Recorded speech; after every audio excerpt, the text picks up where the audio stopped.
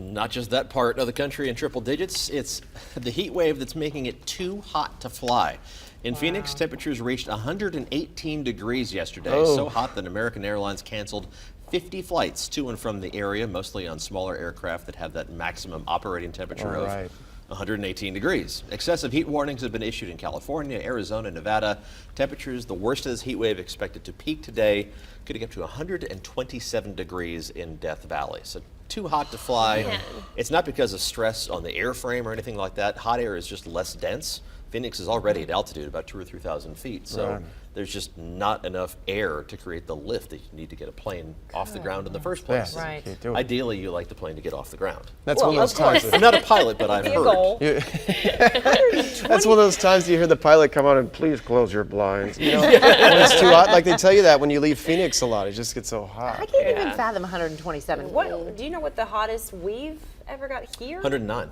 In Nashville. That was just a few years ago, June of 2012. It got up to 109. Let's not do that again. That's nothing compared to them, right? Yeah, it felt like 100 and something. Feels kind of cool compared to Phoenix. Yeah, air conditioning. Let's take a look at what's happening. At least we're not going to get that hot. It's going to be warm today, but first we have to get rid of some fog. Quite a bit of fog in Carthage, right along the Cumberland River.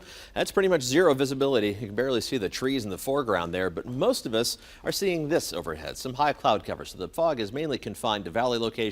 Those high clouds, beautiful sky here over Woodland Middle School in Brentwood. Clouds not substantial enough to produce any kind of rainfall anywhere close to us. So clean sweep of the skies with the forewarn live radar, the nearest showers and storms down to our south. Some of that's going to try to sneak up towards us already tomorrow. Better chance later on this week. Current visibilities looking okay in most spots. 10 is where you want to be in terms of visibility, but showing 0 in Lawrenceburg right now.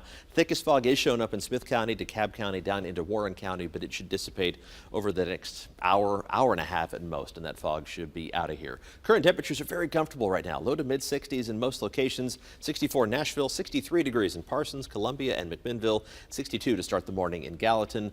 We're going to warm up pretty quickly, though. Lots of sunshine. The air is dry, so it'll heat up rapidly. Mid 80s already by noon. But that wind out of the north, it's not going to have an impact on our temperatures, but what it's going to do is keep that lower humidity air in place. Not going to be all that muggy today. Upper 80s for high temperatures today. The mugginess starts to increase tomorrow ahead of this tropical system that we're watching down in the Gulf of Mexico. There's actually 2 tropical systems. One is potential tropical cyclone number 3.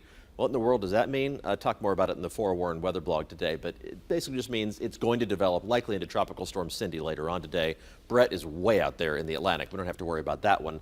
Already seeing some rain along the Gulf Coast, and they're talking about the potential for a foot or more of rainfall along the Gulf Coast in eastern Louisiana down into Mississippi and Alabama as well. The center of circulation with this looks like it's going to track to the northwest and make landfall along the Sabine River here between Texas and Louisiana, but the bulk of the moisture is going to be on the eastern side of this center of circulation, and the center of what's left of the system is going to move into our neck of the woods, which brings that heaviest rainfall up towards us by the time Friday and Saturday roll around. We'll bring scattered showers and storms into the forecast already on Thursday. That's going to be kind of hit and miss stuff.